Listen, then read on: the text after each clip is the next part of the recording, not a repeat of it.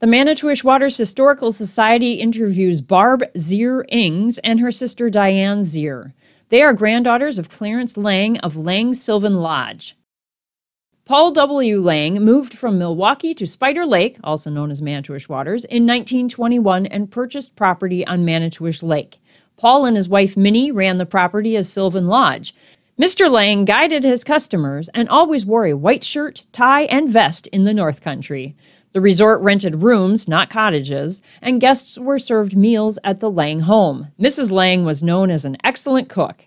In 1934, Mr. and Mrs. Lange were taken hostages by Babyface Nelson in his escape from the Little Bohemia raid by the FBI. When Paul passed away, he left his resort to Clarence Lange, his nephew, who carried on the resort tradition. Today, the family still owns the property, including granddaughters Barb and Diane.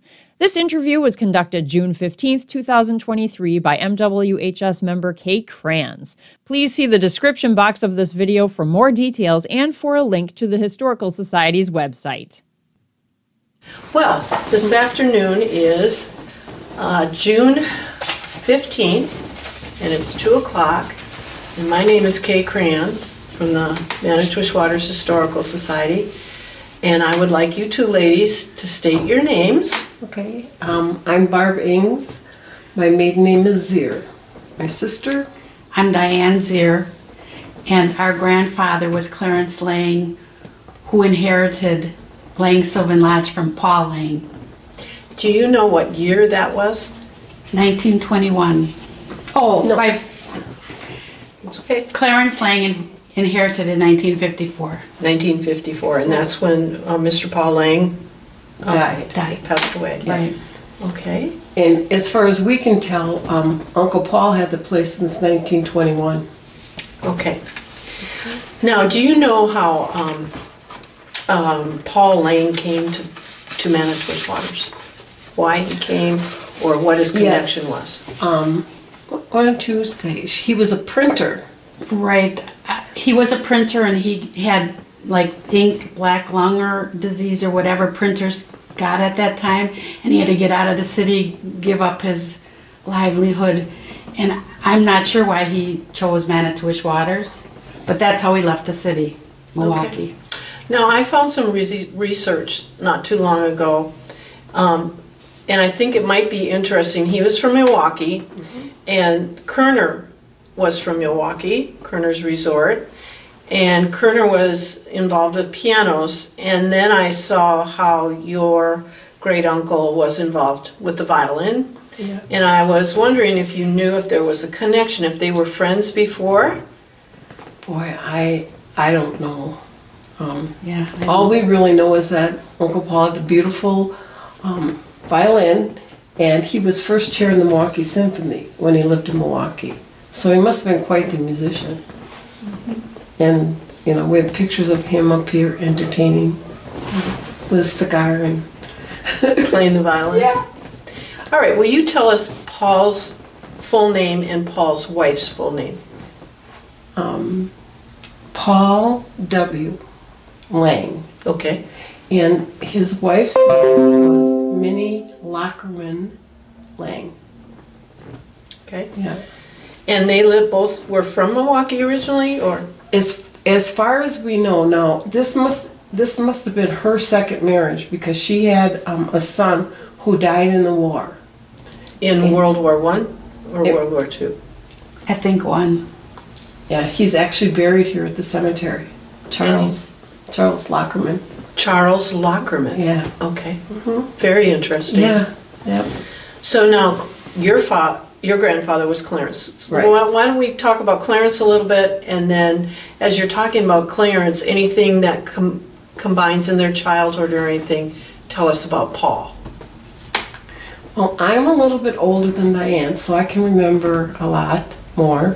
I can remember that, first of all, my grandpa Clarence was a nephew of Uncle Paul. He had no other children, and they were very, very fast friends, and that's how Grandpa inherited the place. But I can remember a big chicken coop, and he had chickens, and in fact he had champion chickens, and the cottages and the outhouses. Well, talk a little bit about Yeah. that. Uncle Paul, it always floors me when we see a picture of Uncle Paul, whether he's fishing or not, he's in a white shirt and a vest and most often a tie and a cigar hanging out of his mouth. And, he was a tease. He didn't know how to be nice to kids. So, I can't say, that I ever loved him because I didn't know him that good. But, yeah, and in those days we were young and it was a whole different world and things happened and you just kept rolling with the punches and, okay, Uncle Paul died. Okay, Grandpa and Grandma are going up north for the summer to run the resort. Well, who's going to help them? So my mom, who had 3 daughters, said, I'll come up for the summer. But then she needed somebody to babysit Diane because she was like 6 weeks old. So my great-grandma and grandpa came up. And were those, how were they related to Paul? They weren't related because it What was was my grandma's mom and dad. Okay. So, and I can remember how hard Grandpa worked that first year because there wasn't any plumbing in the houses and this is 1954. yeah. Uh-huh. And the water pump outside the cottages and that. But yeah, I didn't appreciate it like I do now, I guess.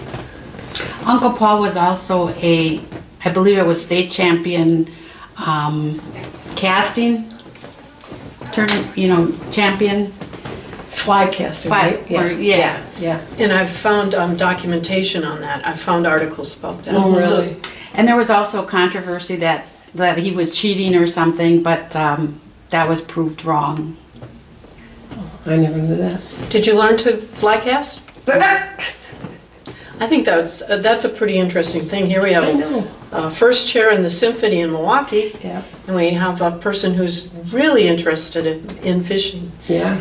Yes. Well, tell us what you know about Paul and Minnie, and what stories you know about them.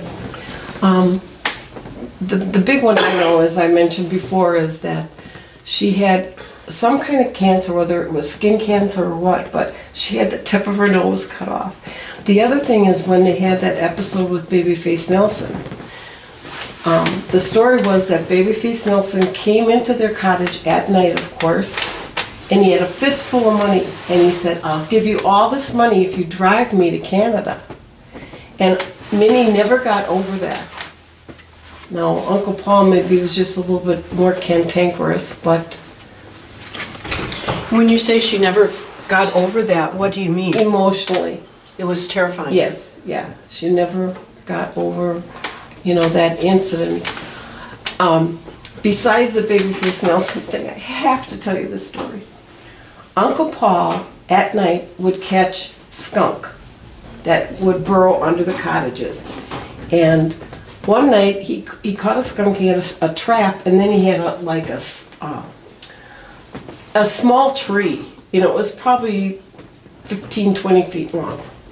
And he called for my dad, who was a real chicken. And he said, come on down here, Hank, come on down here. And he was holding the flashlight, and Uncle Paul yelled, put that on them so I can see what's going on. And Uncle Paul said, he isn't going to hurt you. My dad is a big card, okay? I know that and you know that, but does he know that? So what would happen is he'd pull him out in this trap and walk him down to the lake and flip him in the water.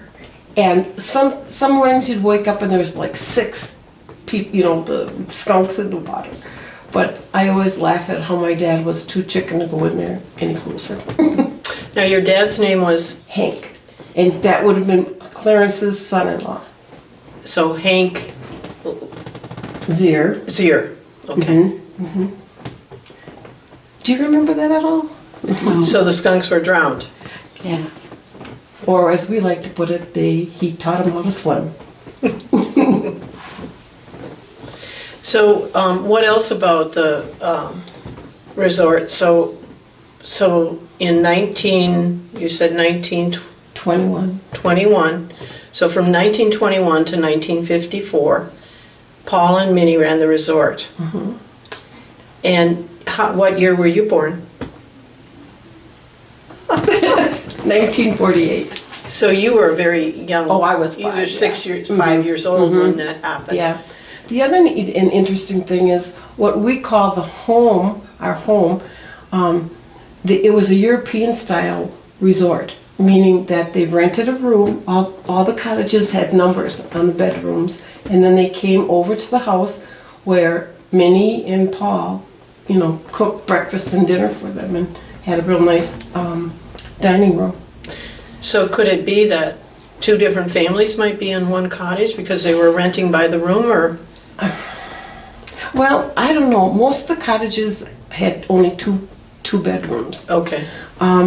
We did find all the records. It's hilarious what they kept records of, but we found that there was a lot of big shot people from Milwaukee came. Like we found what was the mayor's name? Well, at the time it was Hone. Like in Milwaukee, there's the Hone Bridge. Which Oh, the big was, bridge, yeah. Yeah, How do you spell the name? Hoen. Hoen. Okay. Yeah. And basically, they didn't come up there to rollick and that. They came up to fish. Mhm. Fish. And he must have had a good reputation.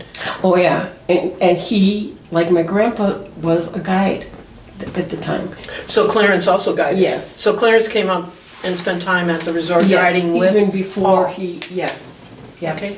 And at times they had to go down to the, did they take a horse and that, to pick up people that came up on the train? So do you remember, can you tell us about that? Did he have his own horse on the? I don't know. I remember my mother telling me that he would go a lot of times by boat to get him at the Powell. There was a Powell There was Station. a Powell train Yes. station. station, Yes. right? So- and he would go there by boat. I don't know if he could get there by boat. He maybe went up the lakes and, Yeah, I don't know. And basically another thing is he was one of the few people in town that had a car. And that's what attracted Babyface Nelson to him. That, oh, this guy's got a car. Rather than run, I'll grab this guy. So, yeah. how do you think Babyface Nelson would have found out he had a car? yeah. He was out. Oh, the car was Yeah, out, so yeah. he was looking and he's running through the woods. And he happened to cross it, and yeah. He came across the car. Do you remember any other stories about that night? No. What year was that? I don't remember. 1934.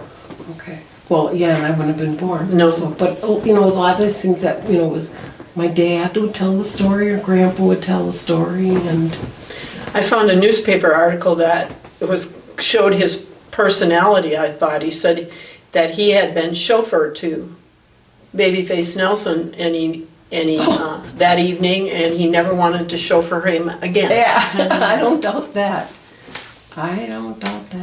Yeah, because I do remember, there was a gun involved, like in his face type thing. Right. Yeah, I can remember my dad talking about that. Can you remember anything else? Eating blackberries, but... Wait, my dad was born in 1927, so he wasn't at that time. I mean, these were probably all stories he heard. From his, Yeah, from Right, his father-in-law. from Clarence. Yeah. Right. Right. It's getting quite a few generations away, Yeah. the story. Yes. Yes. So in 1954, you're 6 years old or 5 Yeah. years old, and you are a baby. But your mother comes up for the summers with your dad, and you guys come. No, my dad, he didn't come. He stayed home and worked. Oh, he stayed home and worked. Yeah, it was quite interesting. Yeah. Yeah. So is it still running as a resort today, or? Only for my kids and grandkids. I'm the only one of the three of us that have kids, so because it's been in the family 4 generations, it's very dear to us. And I'm really blessed and excited that my kids are the same way. They love it up here. In fact, my 29-year-old granddaughter's getting married up here next week, Friday, Oh. on our property. Wonderful. So, yeah, that makes me feel good. Yeah. It's hard to keep up because it's so old, It's wonderful.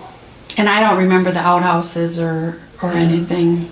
I can remember waking up to the chickens crowing and stuff. And he had this, yeah.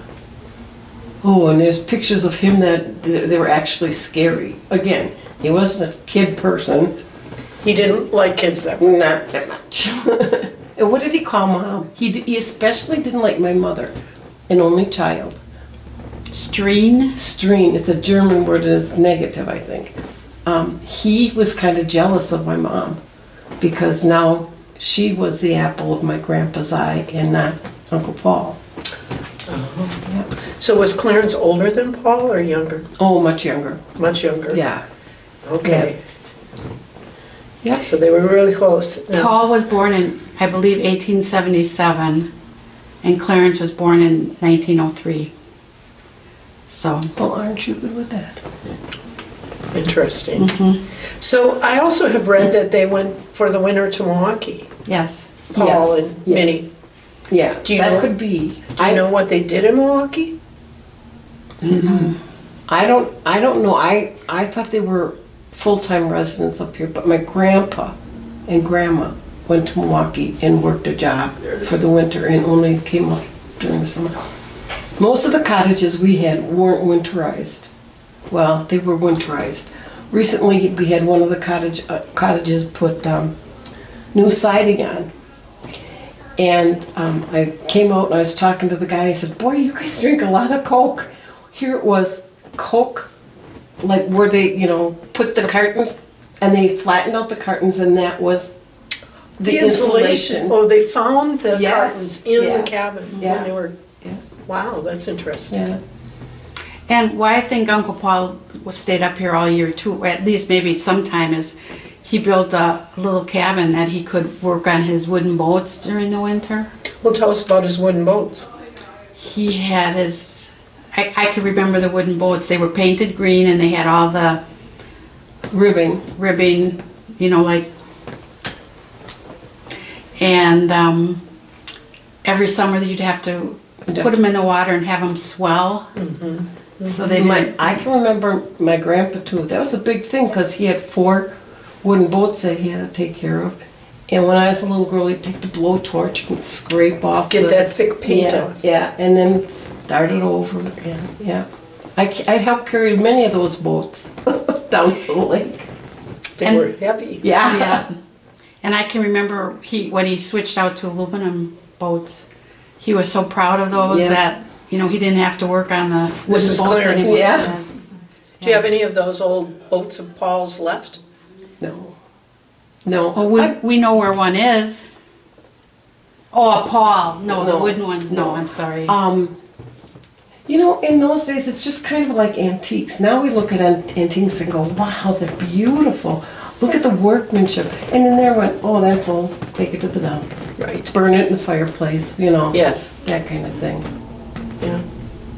So, what did Clarence do for a living in Milwaukee? He was the president of Milwaukee Optical, Oh. which was, yes, quite the, he didn't have a lot of skills, he didn't know a lot, but he and my mom put bathrooms and plumbing in every one of those cottages, and they dug a little basement under our house. I can still remember how much weight Grandpa lost, and They were working on it. so hard like that. So when they inherited the Sylvan Lodge, there was a lot of work to be done to bring it up to 1954 standards. Exactly. Again, the bathrooms were a big thing. Running water, new heat. I can remember when we first went up there, we had kerosene heat. So we had one of those big barrels, and we had to go down in during the night and tap them and give them to the people that needed them. So another interesting thing that I always like to think about is in those days we had 2 very large docks, 12 by 20, and they were all on big logs. So they were only about this far off the, to get them, when you pulled them up at night, that's where we kept them. It was pretty easy. You pulled the docks out? We pulled the boats up on the dock. On top of the dock? Yeah. So, And then it was quite a big thing to take those logs up, but everybody used them at the time. You know, it was like a floating dock then. So you had to take them out in the winter? No, they stayed all the way. Mm-hmm. They stayed in, and then when the water went down, of course. They were on the sand? Yeah, yeah. Housed a lot of fish, caught a lot of rock bass under that dock. Rock bass? Yeah, yeah. Mm-hmm. Yeah. So when your memories of Paul, do you remember originally how many cottages did Paul do the building himself? Did he hire someone? How many cottages did they have? Why don't you take that one? I believe they had 4 cottages. With 2 bedrooms each? One had 3. Right, right. We call it the big cabin because it had 3 bedrooms. We had names for all the cottages. What were the names? The big cottage, the Romey cottage, which Romey. was Romey. It was. I'm not sure how the story goes, but there was a man up here, Romey Theriault. Yes. And we were always told, and I'm not sure how true this was, that he got this piece of land for, like, being in the Civil War. It was a homestead.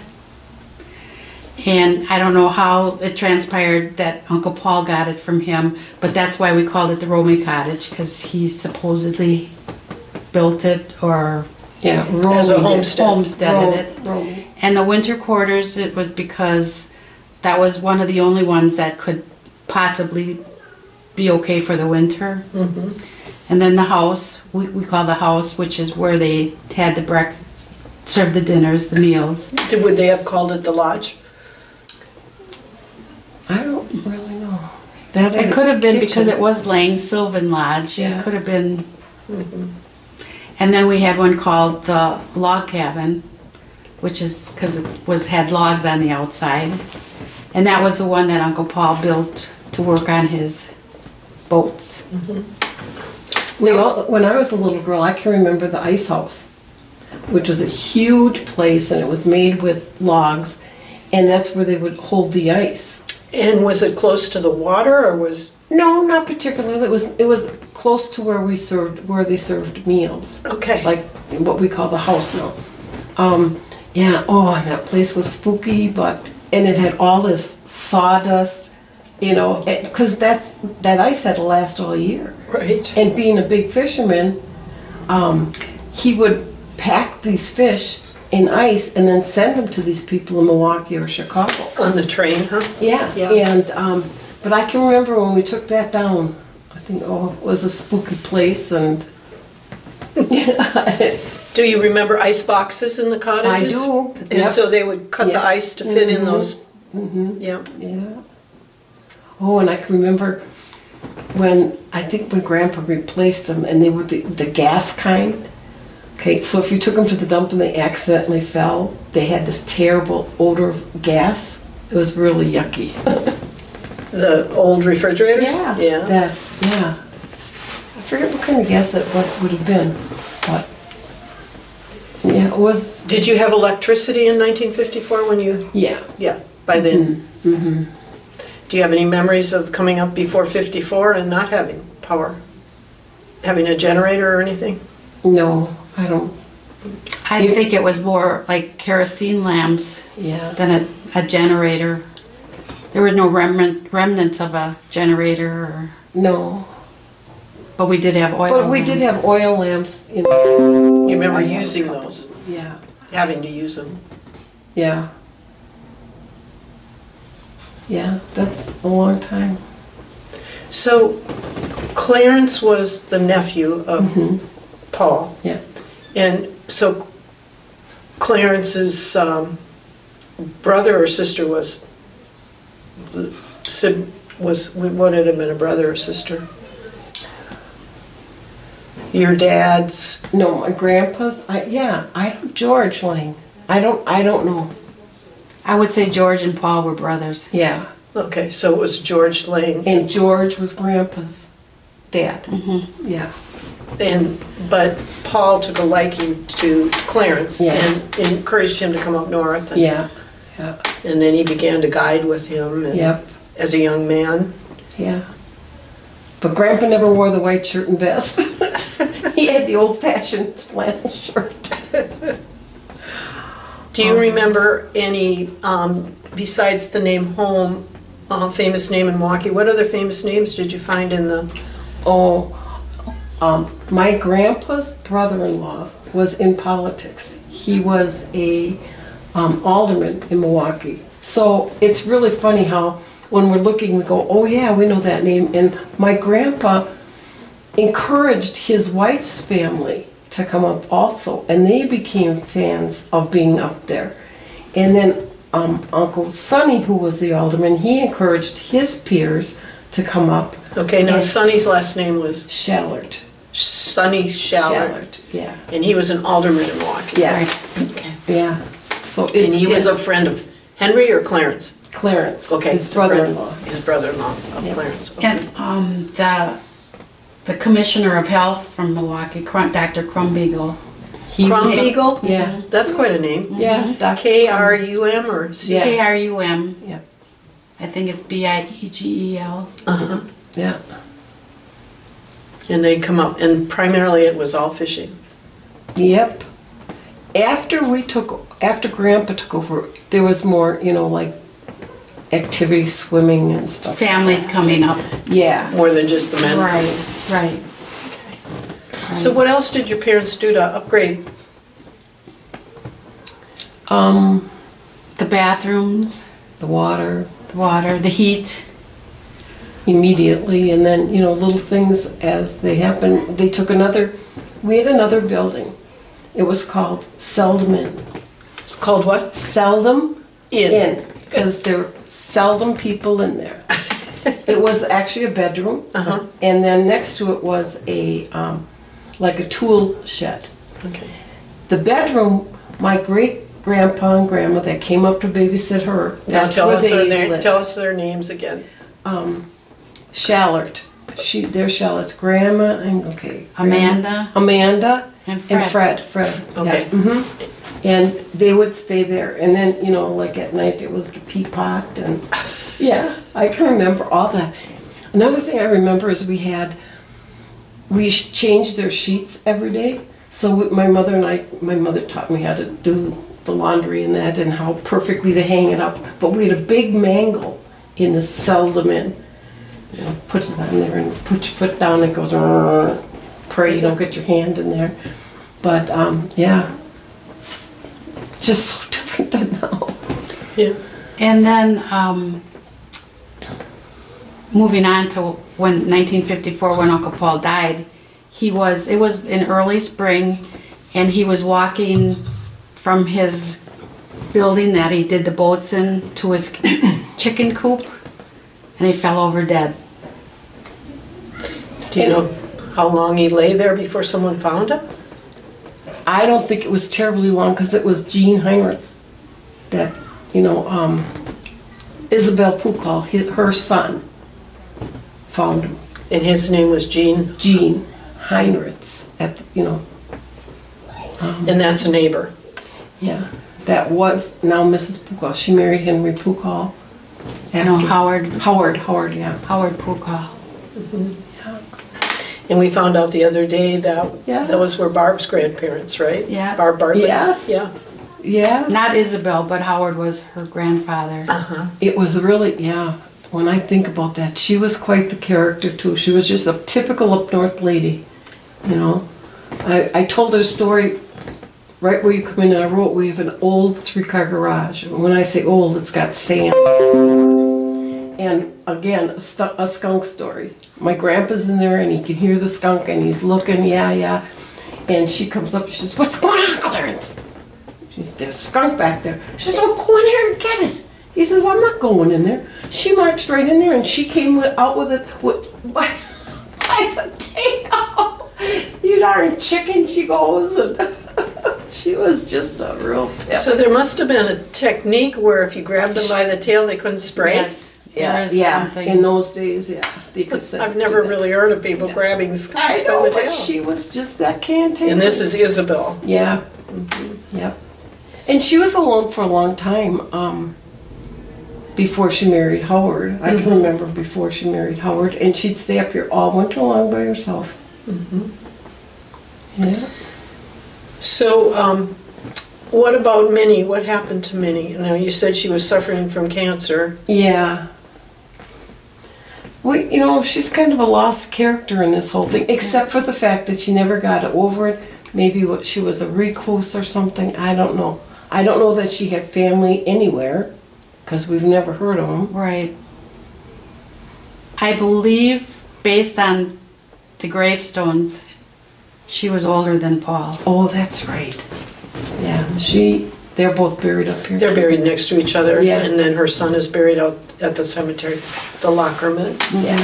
Okay. Yep. So they never had children.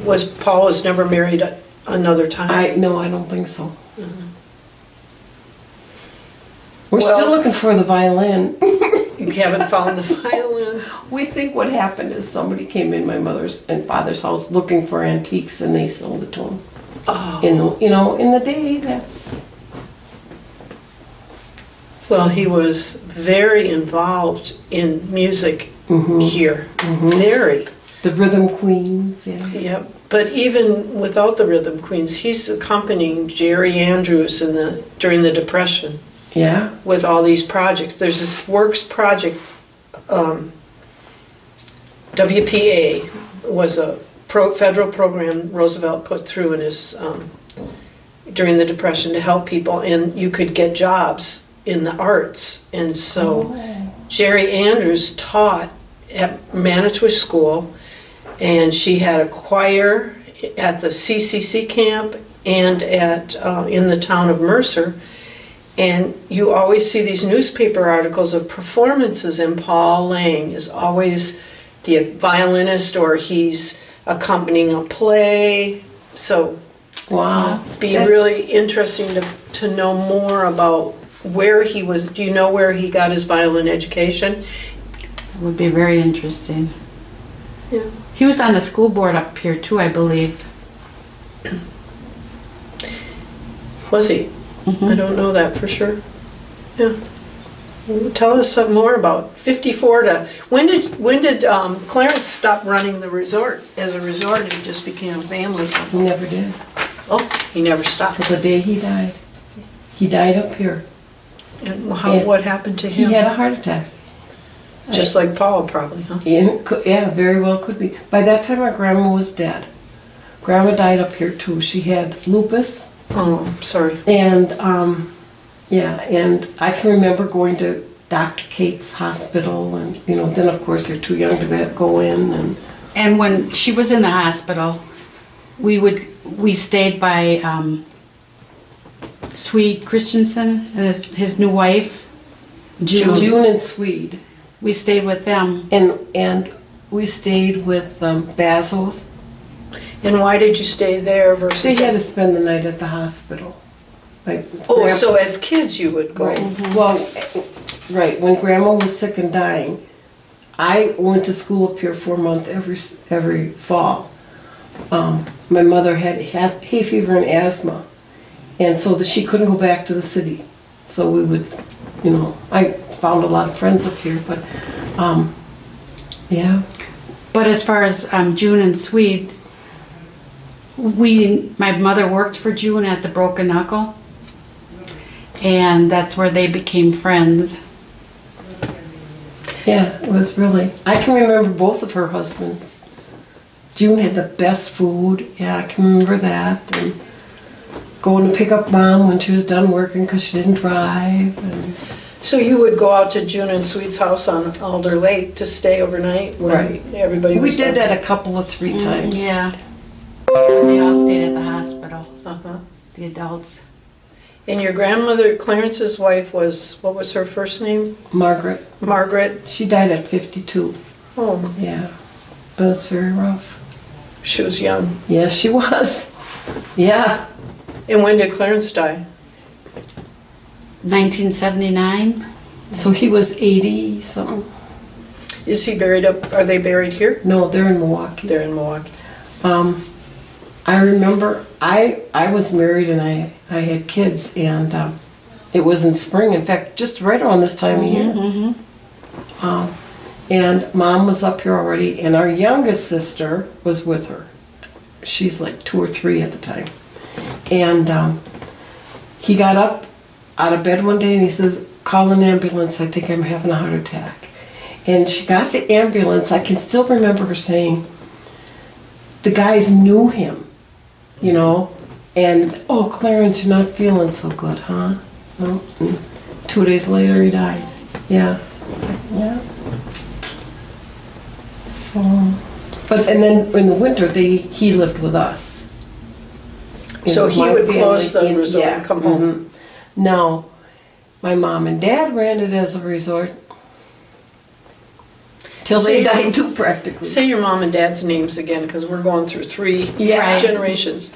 Fern and Henry Zierer. Fern and Henry Zierer.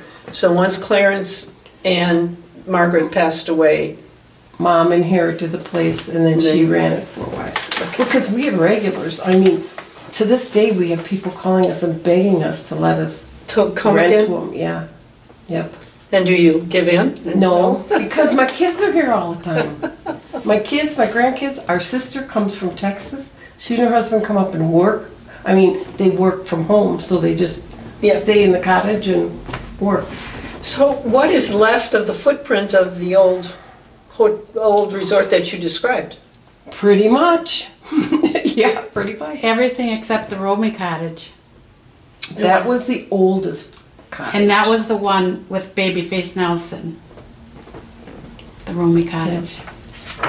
And Diane and I, we both happened to retire around the same time, and we had a really rough summer because there's always something that goes wrong. And then in those days, they didn't have the products that we have now. They didn't have the wherewithal, and they didn't have a level, obviously, because everything was like this. Mm-hmm. And it was very hard to repair things. And that was before the big influx of COVID, new people coming up north. We got a repair guy. Oh, yeah, it was just hell on earth for us. And one day we're walking out of the house. I said, Diane, we should just each chip in $50,000 and buy ourselves a side-by-side modular home. And here we are. It's lovely. One thing about the Romey cottage, which is the one that was torn down, the base of the house, the foundation was as trees. They were just tree stumps? Yes. Stumps. So every room went a different way. My granddaughter, the one that's getting married next week, said, I love this cottage. It's like being in the fun house.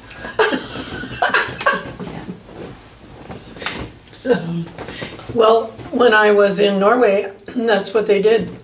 Mm-hmm. They put their foundations on tree stumps. They may have cut the tree stumps out and moved them to square up the house, but yeah, that's very interesting. So that was really old. Oh, yes.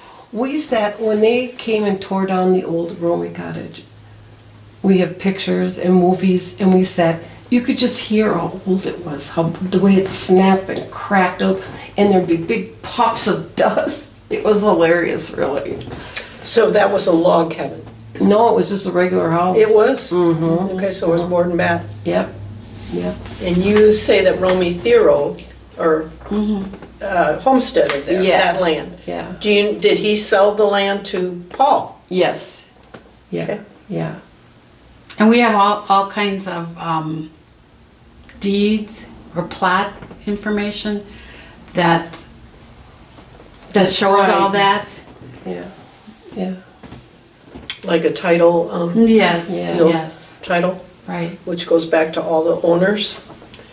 Now, the Historical Society would love to have a copy of that, because that helps us really establish the whole chronological. Do you know where that is? Isn't she great? She's Yeah. just crazy. Yes. Okay. I was busy raising kids, and she was learning more and more. She's so smart. One of the things we found too from Uncle Paul is printing blocks. Oh. Yes. Of stationery, right? Yeah, it was the stationery that they used to sell Lange Sylvan Lodge, kind of. And we don't know quite what to do with these, but we haven't gotten rid of them. But they're on wooden blocks, and you can see kind of the inks on there. And So he would stamp his stationery. Yeah. And having been a printer, he knew what he was doing. We also have a picture of him that's in the porch, of him and a fishing club. It's him and I don't recognize any of them, and I don't think there's a name. But yeah, it was again with the white shirt. Yeah.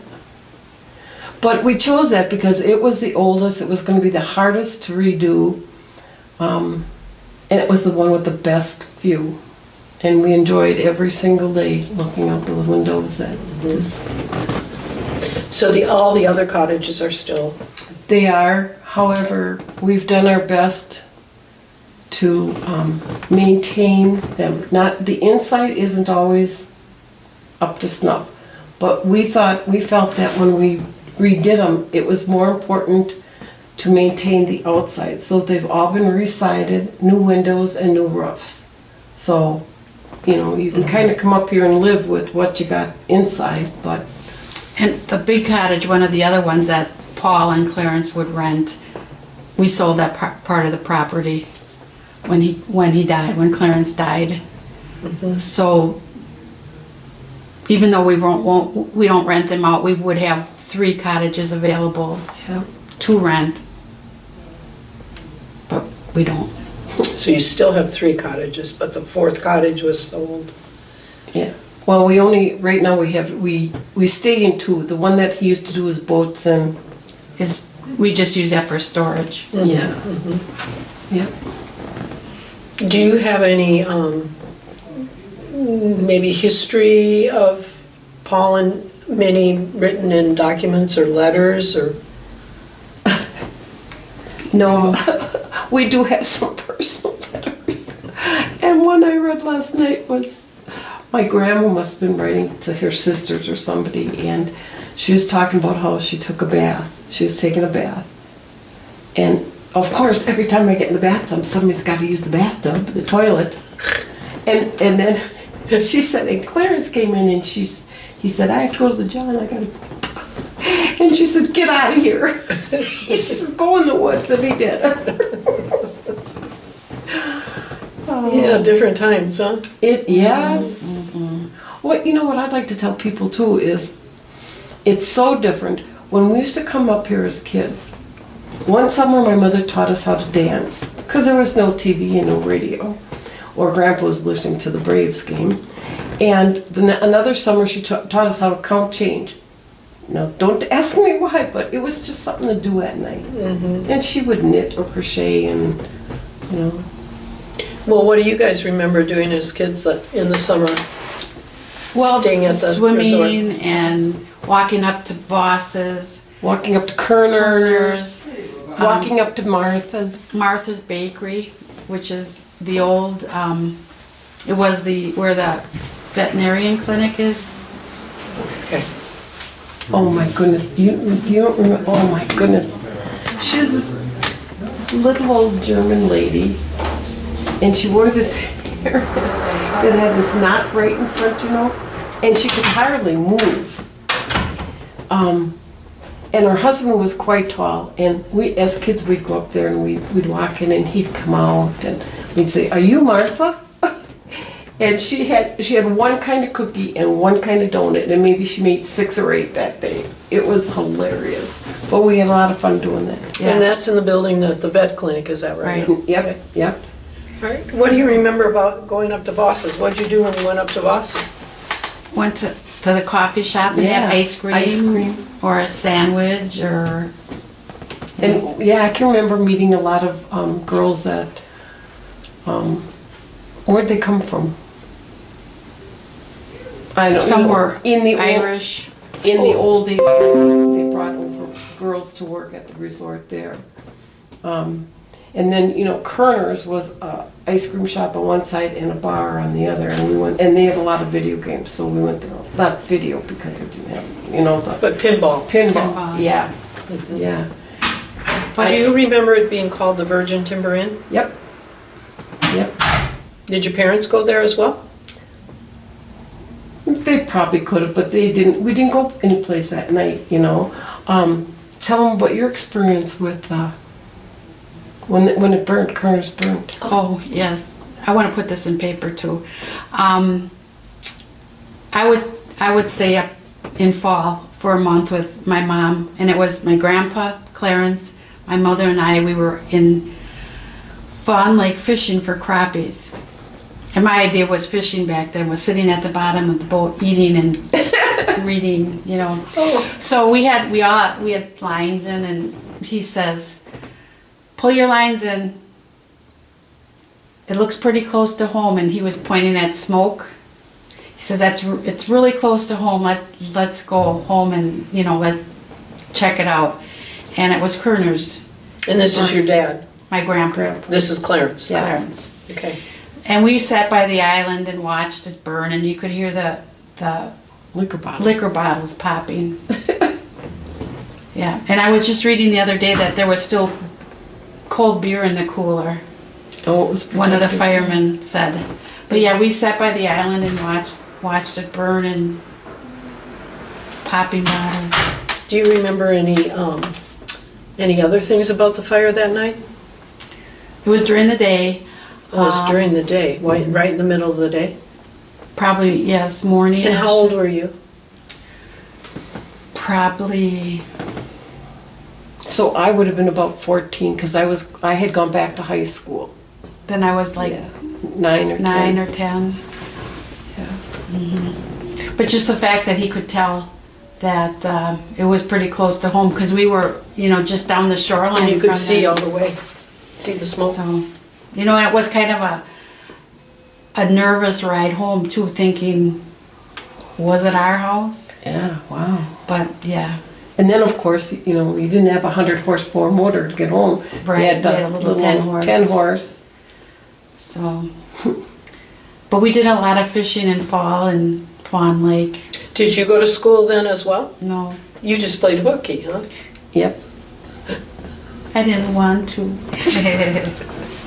But getting back to Voss's, though, I can remember too when I was pretty little, like on a rainy night, weekend, they'd have music there in the dance hall kind of, and I can remember going there and hearing music. Yep. And that would have been in the early 60s. Mm-hmm. When I see the traffic on 51 now, I always marvel. I said, because we would go up there with 6 So you'd walk along the edge of the highway? Yeah. Mm-hmm. I was going to ask you that, if you walked through the woods. No, right on the highway. And then because we had kids, families had come up, so I was kind of like the gang leader, and we all. Because practically every week when my grandpa ran it as a resort, it was different people every week. You know, every Saturday a new set of people came up and different kids to play with. And so did your mom then come up and help him with all that work? Mm-hmm. And especially when his wife was not well. Right. Yeah. Because I had never spent the summer at home in Milwaukee until I worked. Oh, yeah. Until I, got a full-time job. So we were always up here. So what are your feelings about the Northwoods? I'm going to ask you first. Oh, I love it. It's like part of you. Mm-hmm. How did that happen? You know, you're a little girl, you grow up spending all your summers. I think because I adored my grandpa.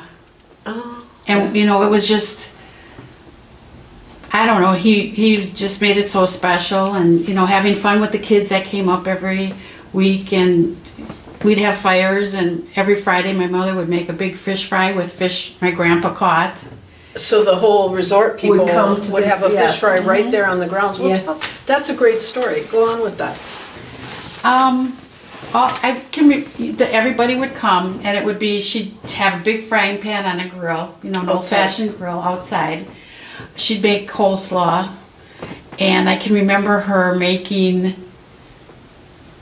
the fish. I mean, in the kitchen she'd have like a platter heaping full of little pieces of fish that she was Because he filleted all the fish. And tell us her first name as you're talking about. Fern. Fern. Fern Yes. Zierer. Yeah. And she would we'd have rye bread. I mean, it's a typical fish fry that she would do. And it was just complimentary to the people staying at the resort. Yeah. Because by that time, again, we all became friends after a week, and Did you have repeat customers every summer? I was just going to say that every we took nobody off the street or through the Chamber of Commerce. It was all just by then word of mouth and the repeat people coming up every year. Last year we had somebody come up that stayed when she was a teenager. Yeah, she just she came in and to see if it was still there and if we were still there, and it's people. So many people have different wonderful memories. That's right. I love that concept of the owners having I wonder, I bet you that maybe some of the people that were staying there fishing contributed. Sure. Yeah. And they would maybe go out fishing a bunch at or for the purpose. Yeah. And one thing I can remember as a child too is if you'd hear a gunshot, you knew somebody got a muskie because they'd shoot them. Yeah. And we'd all go running to the dock to see if that was Grandpa Clarence coming home with a muskie, and they would shoot him. Yeah. It wasn't catch and release back then. But we would eat it. It was. Yeah, that's just what we did then. What are your memories of the growing up there? Ask Diane. I'll bet 15 times a day I go, Diane, do you remember when? All of a sudden I get these flashbacks, and it's just wonderful. And again, Grandpa, our whole family was awesome. And the people that we got to know were awesome too, and we looked forward to them. And so were there kids your age that would come every year? And boys. Were there any romances from the? Not me, but her. Well, I was older. Oh wait, and we had a piano in Sylvan too. I played the piano. So lots of times they said, let's go play piano. Or if it rained, we went in and played cribbage. Mm-hmm. Oh no, sheepshead. That would be a place for the kids to gather. With all the kids that are staying at the resort, everybody went inside. So you were like staying in a beautiful place in the North Woods, but then you had ready-made playmates. Yeah, oh, totally, yeah. And like she said, you look outside and I don't know if it's because we grew up here, like spending the summers up here, you grew up here too. I don't know, it's just, I can't describe how special it is. It is, and the fact that we've gotten to come by ourselves. My husband is at home in Green Bay. He doesn't particularly want to be up here. So that's okay, because it's better, but how that goes. So much has changed. We'll talk about that a little bit. Yeah. Tell us about that. And it kind of hurts because it's just so different. I mean, to me, the people that are coming up here, they want to be up here, but they want all the advantages and all the perks of being back home. And our place is very old. I mean, because the cottages are that old. But like the homestead where they would serve the meals, that is just so special because it's wood. And it's where we always were with Mom and Grandpa and Dad and that. Yeah. Right. It's just classic, I guess. It is. Old, but and in this porch, we even when Mom was alive, we took her favorite things, pictures of Uncle Paul, and we created kind of like a memory thing here. So, do you feel that same kind of tie to Milwaukee? No. This is the place. Yep. Even though it was for 3 or 4 months every year, this is. Yeah. And as an adult, I'm noticing more. Like the flowers, and like this year they're later. I can't tell you how much I appreciate the historical people because we had what we thought was accurate, and now we're finding out this other stuff, and I think, oh my goodness. One of the things I can remember, we have huge pine trees on our property, and my grandpa would always say, yeah, Barbie, those are all virgin pine. And I lived my whole life listening to that and hearing that and believing it until Tom gave Jim. Oh, I'm sorry, I keep calling him Tom. Jim gave a whole thing about how, you know, it was clear cut. There was nothing. No, but there could have been some trees that were not there. I mean, that were not cut. We do have some virgin timber, and you should have somebody come and look at them. Yeah. Yeah, before they're, I mean, now when I see a woodpecker on them, when I go, get out of there. How many arms to put around? How many people my to goodness. put around? I would say the bigger ones are 3. 3 people to get Yeah. around? Maybe 2, I don't know. I guess I never hugged a tree, but yeah.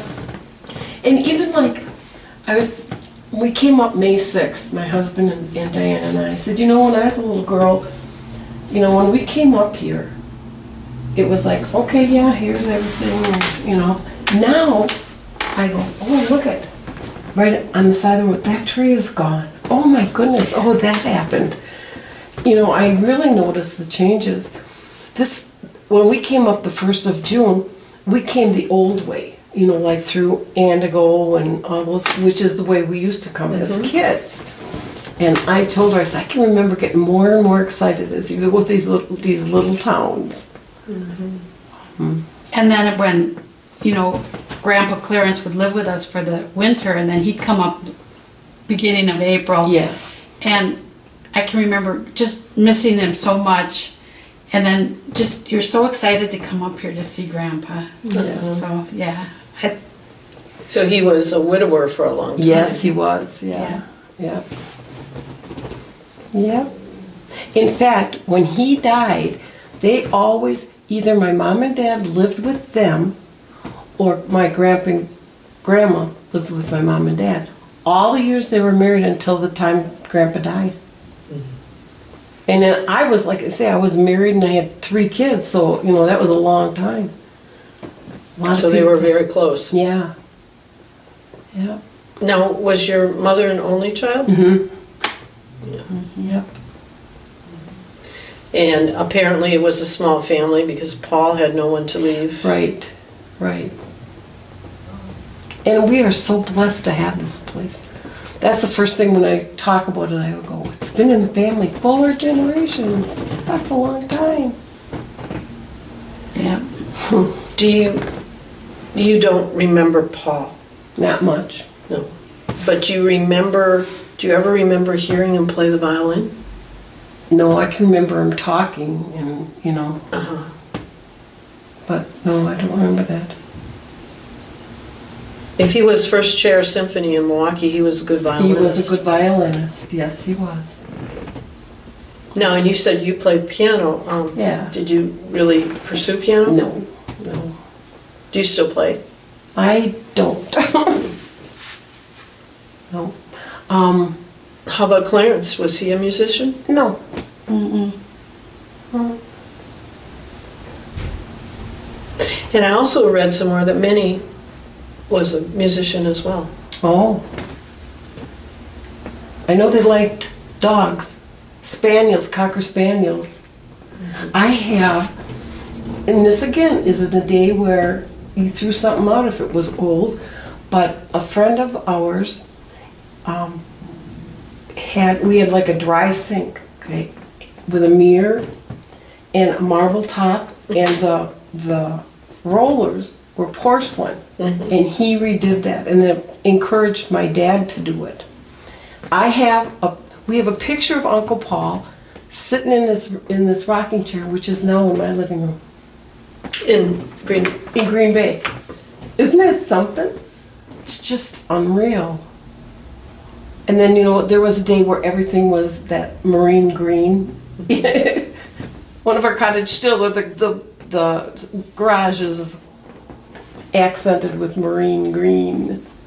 So you've kind of talked about your lifestyle with spending your summers here and winters in Milwaukee and kind of rhythm of that. And then when all the guests are there, you've got all your friends, they're considered friends. Can't wait for them to come back. Well, tell us what roles you played in running the resort as children. Cleaning. So you were asked to help your Oh mother. yeah, on Saturday that was your gig. And what, talk about that. I mean, what did you do in the cottages? So somebody leaves, it's Saturday morning, it's changeover. So you had to, you had your little thing. Okay, everybody, we swept, and then you had to make up the bed. Just today, I was folding a blanket for the edge of my bed, and I remembered you had to fold it in a certain way, and the ends would have to be just off the foot of the bed a little bit. I can remember that. You don't remember that. You didn't help that much. We had another sister who was she was a year younger than I am, who died when she was 16. Oh. She had lupus too, like my grandma. Oh, I'm so sorry. Yeah, so she and you were kind of young. But then how to clean the toilet right, and where to put this, and how to do that, and unreal. And there's always so much sand in the cottages, And then one person would go with Grandpa to the dump, and sometimes you said that he would take us fishing on a Saturday morning out on the rock bar right in front of our dock. I think it's called the Lange's Rock Bar now. He would take us out there. When my grandma was alive, we were so young that he took us fishing then. Get you out of there so they could get a... I always tell people, I might have been up here, but I've never used a fishing pole. The only thing I've ever fished with is a cane pole. So I don't know how to... Yeah. What do they call it? Cast. So, yeah. And your great-great-uncle's fly casting champion. I know. Yes. So tell us about those fishing trips. What was it like with your grandpa fishing? We always caught fish. He was a good fisherman. I basically remember crappies in fall. And we would have a real treat someday that he would take us all the way over to Clear Lake. And then we had to take a sandwich, Mom would make us minced ham and have a little treat and eat in the boat. But yeah, I mean, he was a good fisherman. I remember catching fish a lot with him.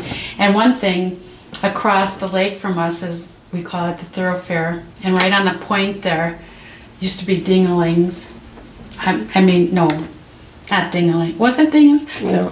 Whatever. We would tie to a make no wake sign. It was a metal sign.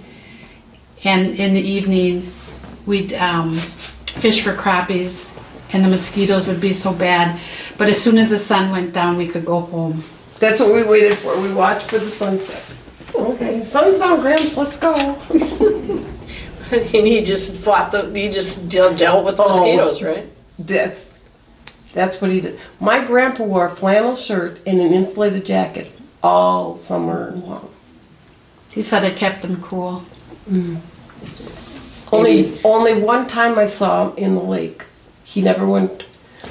Never went swimming? Yeah, and that was because he went in because he'd fallen off a roof and he felt like his shoulder was sore, and he went in to exercise it a little bit. So did Grandma have dogs up north? No. No? No. Just Paul? Yep. Yeah.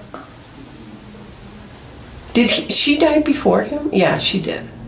I believe so. Minnie? Yeah. Yeah. Yeah. She did. Yeah. But that's where my heart is, and I have a friend who says, I don't know how you can stand it up there. I went, no, you just don't know. And now, I said, I have cable, I have internet, and if that is boring, I just go down to this fabulous library we have. There's always something to do. Always. So, and now with, you can even go to church online, so. Yeah, you just, it's like being at church at home. Yeah. So did your grandpa do mostly the taken, did he guide his guests? Did he take his guests out to fish? Not usually. He guided. But he guided for money. Yes, he guided at Deer Deer Park Park. Lodge, Little Bohemia. LaFave's. Yeah. So he would be a guide that would come. Yes. Yeah. Okay. And it was always fun because, like, if you went to these really big places, they always did a shore lunch for him, and he'd bring home what was left over, and and then I can remember, I have this at home too. It's copper, and it's a fish jumping out of the water, and it's a bank, and I forget what bank it's from, but that's where he would put his tips. Oh. So he'd always fold up them. Put them in the fish. Money, tip money, Barbie. So did he like guiding for muskie or Whatever they wanted to whatever go they for. wanted to go for? And sometimes he had to make a shore lunch. You know, like if they caught fish, he'd have to go in and Yep. at one of the Clean them up and. yeah. Did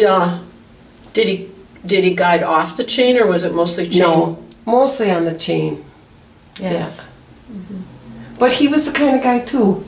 If you knew him, you loved him, and consequently, like we have a special family or a man and a woman that he used to guide every fall, and they became friends. You know, so. So what lakes do you remember that you enjoyed going to? Did you have the freedom to take a boat out and go by yourself somewhere? Well, tell us about that. Well, it was fun. Poor Diane always had to stay home because she was a young'un. But between my sister, that was a year younger than I, then we had another friend. She was my age.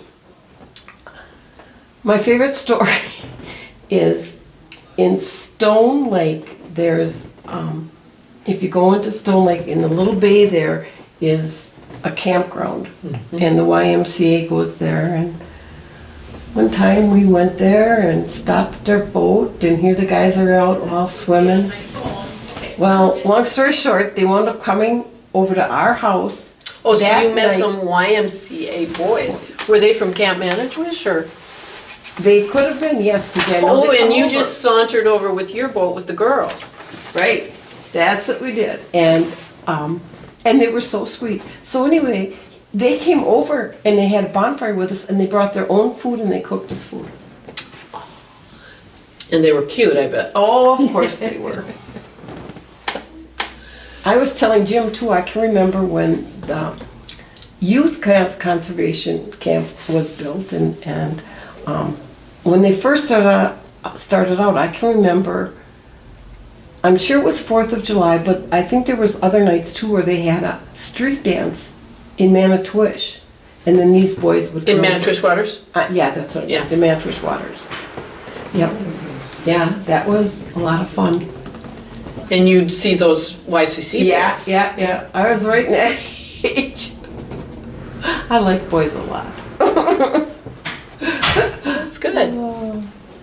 So, what year were you born? In 1948. 1948? 54. 54. I was born in 1948, so I might have seen you a lot up north, but we never got to Probably. know each other. Yeah. Oh, and then we the whole group of us would go to the ski show, every ski show. We knew the acts, we knew who participated. And I was skiing in the ski show. Were you? Yes. I can remember Judy Bazo. Yes. Yeah. She was in the ballet with me. Yeah. Yeah. And I have a really good friend also, Cheryl Home. She used to be Cheryl Schultz from Red Feather Lodge. Oh, I didn't know, but Okay, she's my age, and I met her at school, and we're still friends. isn't that great? Oh, when I moved to Green Bay in 1975, I knew she lived in Green Bay. So one day, here I am all alone with 3 little kids. My husband's gone all the time working. I called her and I said, "You probably won't remember who this is." She goes, "I know exactly who it is. It's Barb. I recognize your voice." And we hadn't seen each other for years. I mean, since high school. But yeah, we still talk and compare notes about kids and that kind of thing. Does she still have any connection to Red Feather Lodge? She lives on it. She's Okay, so she lives up here year-round? Yes, yeah. Well, yeah, she wound up having 6 kids. Her husband was killed in an accident, her first husband. And now she's married to Richard Home. They come out here to the, they play cribbage and bingo and stuff like that. But, yeah. A lot of times, you know, you're talking to people and they say, oh, they're, you know, long-time residents. I go, oh yeah, how long have you been here? Oh, 20 years. It's like, you have nothing. Yeah. You don't know. Yeah. So how did you get to meet, like, Judy Bazzo and June and Sweet Christensen? I don't really know. I thought there was some connection that my mom and dad knew. She had a little restaurant in Milwaukee, and they kind of knew him. Who did? My mom and June. June had a restaurant. Christensen, yeah. Oh, I did not know that. Yeah. And then she came up here, and then like my mom worked there. Do you think Swede met June in I'm wondering that same thing, because honestly, she was married to this guy. She called him Ulrich, and was her last name at the time. And then one year we came up, and I was little, I probably couldn't put 2 and 2 together, but then all of a sudden Swede was tending bar. Oh, so she bought the Broken Knuckle with her first husband? Yeah.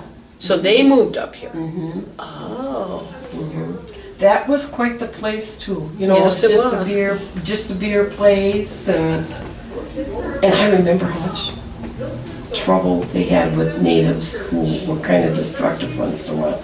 And did you ever meet her mother or see her mother? June's? No. She's a white-haired woman, and she had dementia bad. And you could be sitting there, and all of a sudden she'd come and she'd be in her bathroom. Swede's chasing me with a knife. He's chasing me with a knife. And poor Swede's standing by her. You know, it was funny. Yeah. But And how about Bazos? well, I knew Judy we're all in the same grade. Okay, at the because you were school. going to school together. Yeah, at the school. And Grandpa and George Yeah, they were were friends. friends. Both fishing guides. Yeah. Yep. Yep. Both resort owners. Yeah. And my grandpa, I can remember, I've seen pictures of him, and I remember when he would tend bar at Tylockers, which is now the Rustic Road. I knew Mr. Tylocker, and, you know. Do you remember going in there as a Yeah, kid? yeah. For a fish fryer? Yeah, yeah. Yeah. And what was his wife's name? Can't think. I don't know. Silverdale. Tylacker's Silverdale Yeah. Restaurant, I guess it was Yeah. called. And when I was much younger, my grandma used to work in the bakery at what is now Hogan's. And it was even before Harry? Harry. Yeah, Yeah. because Thylacker must have owned it then. Yeah, probably. And do you remember the other German couple across the street that Yes. had the little liquor store? Yes. Mini Ehlert. Ehlert's. Yeah. That's where you had to use a phone if you didn't know a Yes. phone. Yes. And they were friends with the people that used the mini mart, the mini mart, we called it. Oh, the tackle box. Yeah. Yeah. So when our grandmother Margaret was up here, when she was still living, she was involved in the church, the community church, Yeah. and she had a lot of lady friends, and you know they had friends up here. Yep. But they would go away in the winter. Right. I mean, back to Milwaukee. And did Clarence work in the winter in Milwaukee? Yes. What did you tell? Did you tell me what he did? Before he came up here, he was president of Milwaukee Optical. Right. But during the winter that I remember, he would work at Badger Paint. He would Kind of like Ace a- Hardware is now. Yeah. Yeah, at a hardware or paint store. And sometimes Grandma worked at Winky's. That A was five a and 5 and dime. dime. And then she broke her hip, and she never was well after that. I don't think she ever lived. She didn't work Recover after from that. that. Yeah. So what part of Milwaukee? Northwest side. So like what streets? Well, they lived on, I just saw that 47th in Hampton. Okay. Okay. And where did your, Our home was 57th in Silver Spring. okay, so you were more Northwest, yeah. northwest. Yeah. Okay, and I grew up on 81st and Wauwatosa Avenue. Oh. So I was in Wauwatosa. Okay. Yeah. Yeah. So, why did you guys not try out for the water ski club? Well, I did. Oh. But I wasn't, I always thought I didn't get it because I wasn't in with the in crowd. Well, that's not right. I could slalom ski pretty darn good. And my grandpa, that's how I learned how to water ski, in his little 12-foot aluminum boat with his 10-horsepower motor. Hit it. And I was kind of busy because, I had all those people at the cottage and Yeah.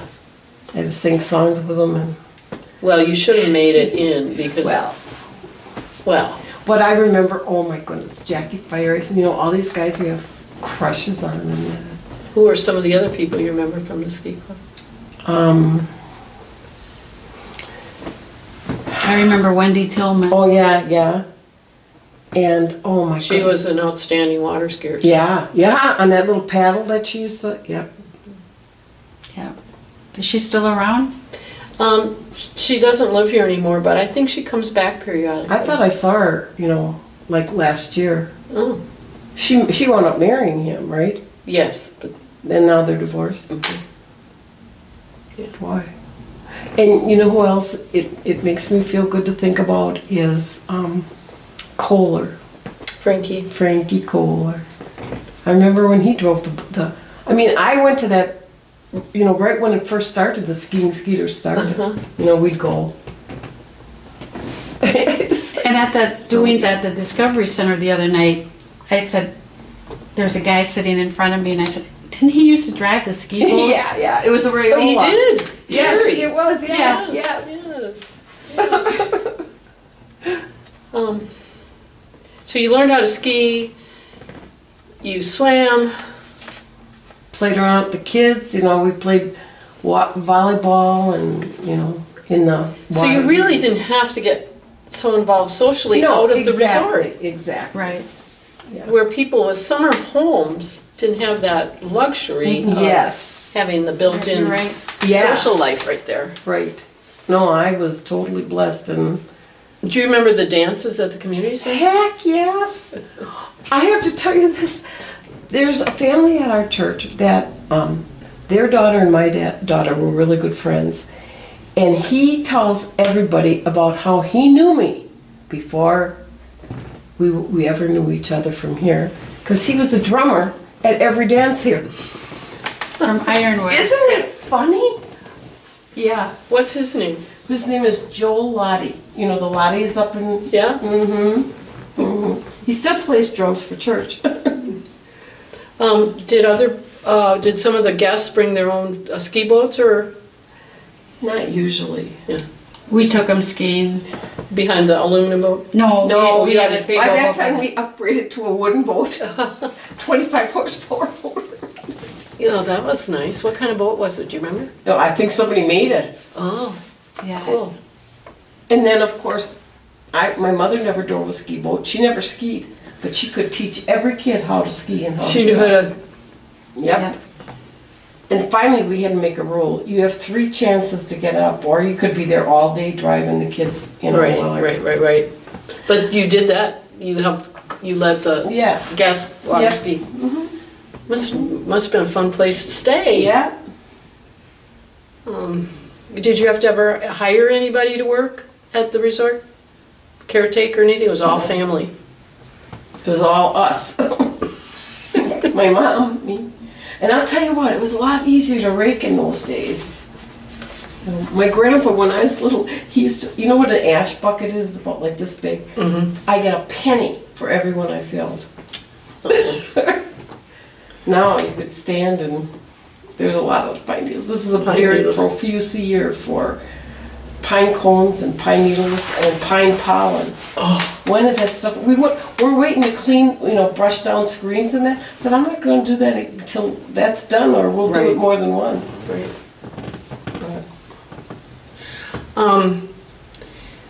Let's see. So I've got the music. What was some of the, besides the fish fries on Friday nights, what do you remember your grandpa and grandma having for food up here during, what was special, any? Always a good cook. How about your mom? Did she make special things up north? They got a couple of German recipes that we always liked. You like potato salad and stuff like that. I do remember, in those days, you couldn't come to the table in your swimsuit. Whereas now, you're lucky if they're wearing anything. No matter where you go. Yeah. So you had to get dressed. You had to get dressed. Do you remember a lot of night swims with all the kids? No. No, nobody No. went in after dark.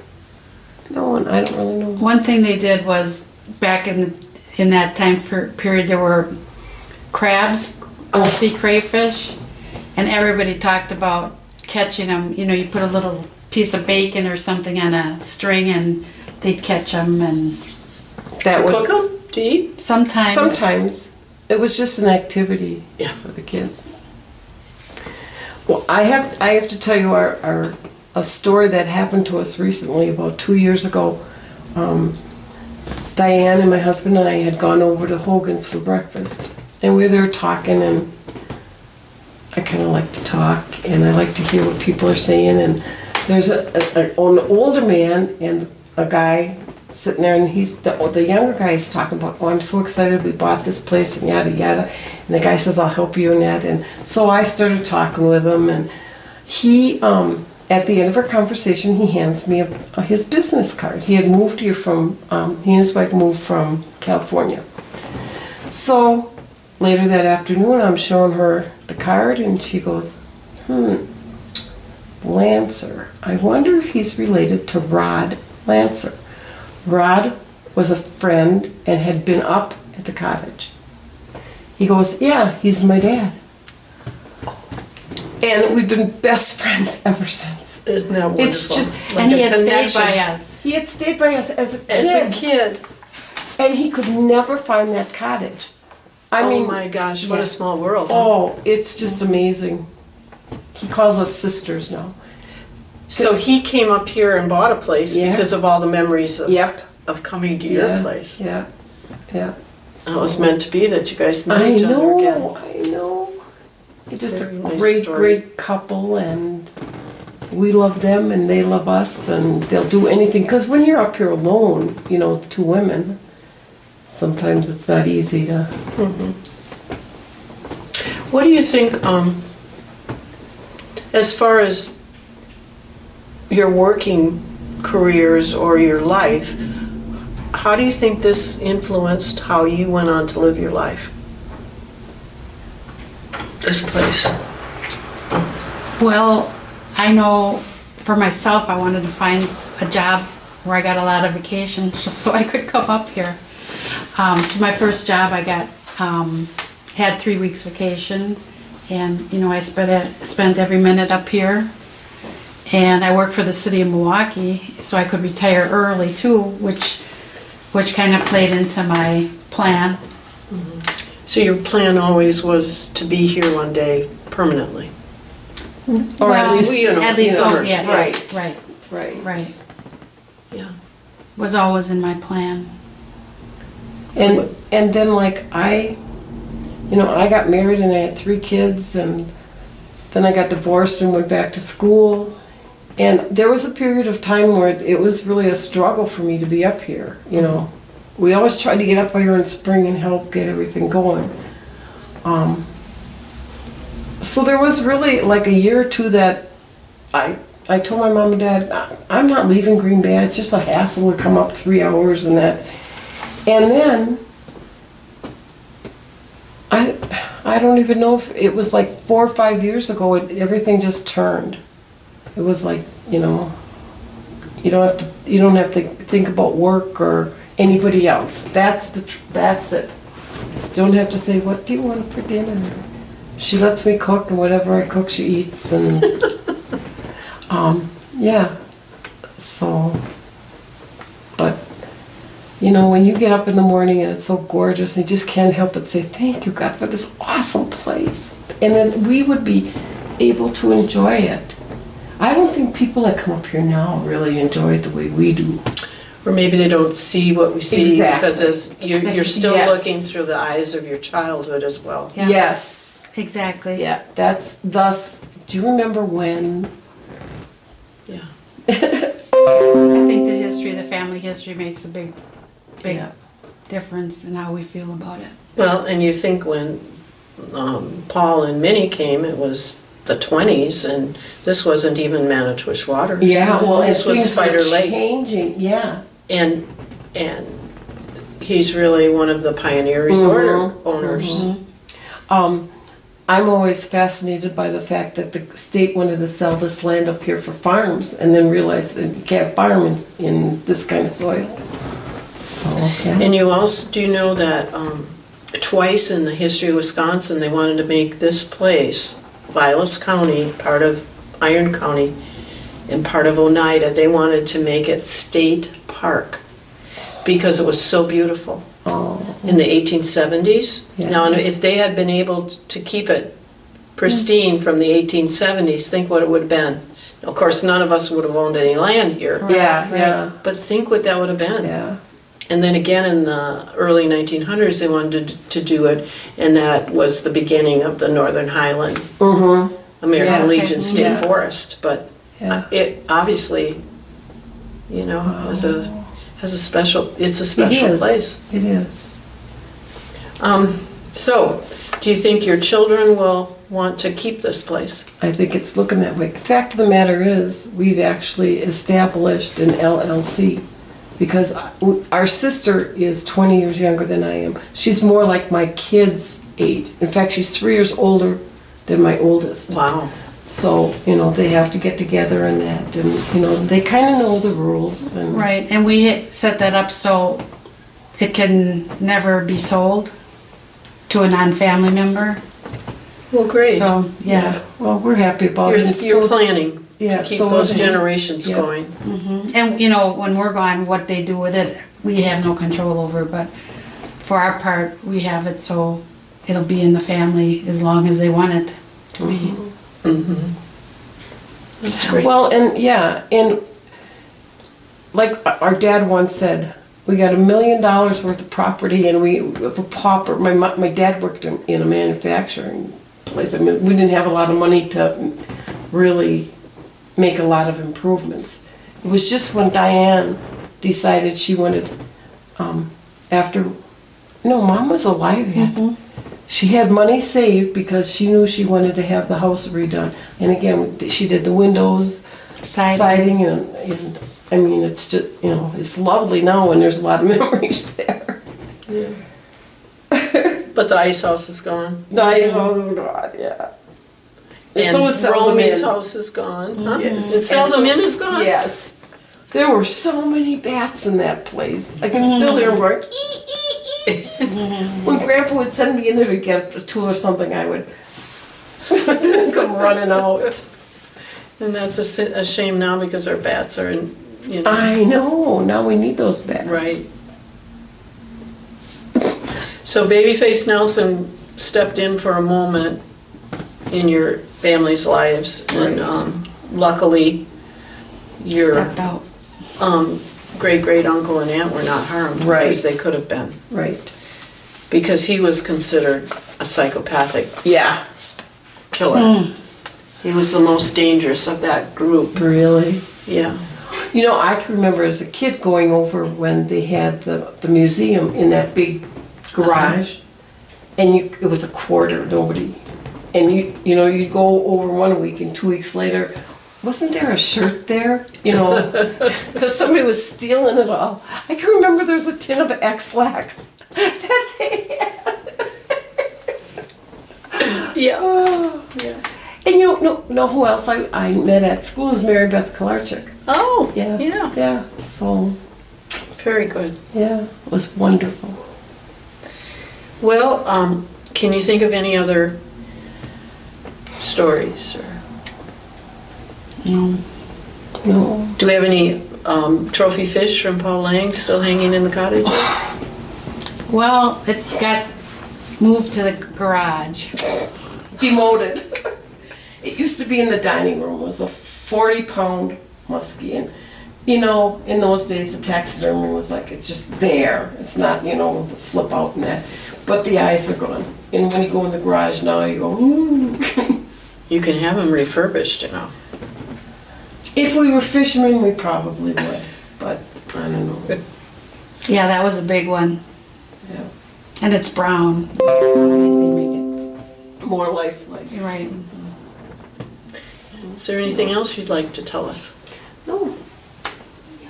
Well, I thank you so much Well, for thank sharing you. your stories, and I look forward to learning more as you think of it. Yes. And thank you for your time today.